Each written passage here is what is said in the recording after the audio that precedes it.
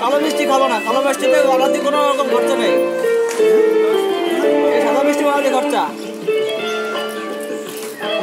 মিষ্টি ভালো না, এখানকার মিষ্টি ভালো না।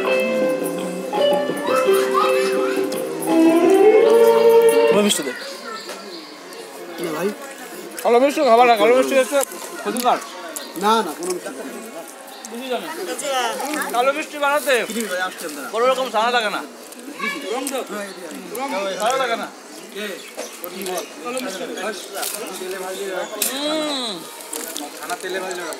মনে হয় মানে এরকম মনে হয়। হ্যাঁ হ্যাঁ, কত টাকা দিবি বল?